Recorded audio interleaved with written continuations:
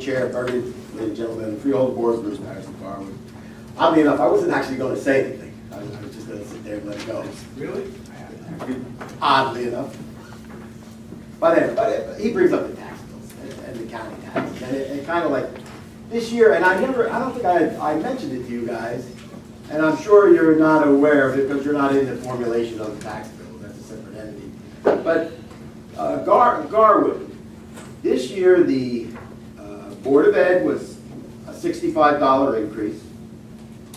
The municipal end of it was a $65 increase. And the county end of it was $132.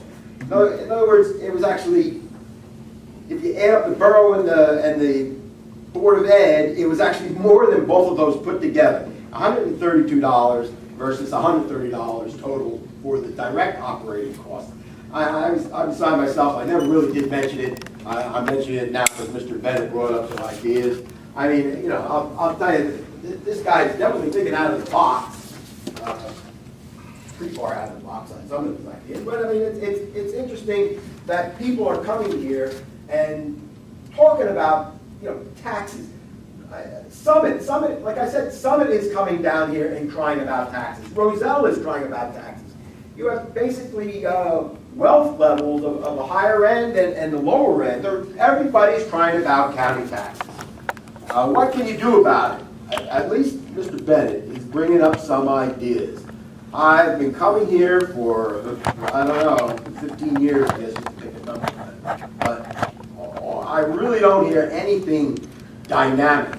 In fact, the last couple of years has actually been horrendous because, yes, you guys are increasing your surplus, and it's really dramatically increasing, and that's what you're raising taxes on. Is just that you got an increase of county taxes of $8 million, and your surplus basically increases $8 million. So you're not really doing anybody any favors except yourself. I brought up an idea before about the assessment. You know, the towns are facing revaluations, and that possibly, you know, you could use some of that surplus, which you have about $42 million in it, and the running balance is like $61 million, to offset that cost. Mr. Bergen came and said, freeholder chair, said that it is a conflict of interest. I queried by Oprah, Council Barry, as to how was the opinion formulated, on what basis, precedents as to what the conflict of interest is, and Freehold Barry said that it was a client privilege.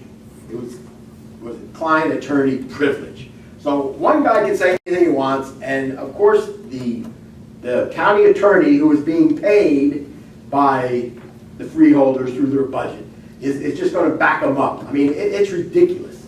It's ridiculous. But the other choice, I said, well, okay, well, don't do it by assessment. Just give a per household tax refund for all the towns. And that'd be great. That'd be Republicans, Democrats, just $50. $50 per household to each town, per house that they have in the town. So anyway, you know, people are coming up and making suggestions. I really don't hear anybody even saying that's a good idea, or to Mr. Bennett's idea. I remember him talking about it the first time.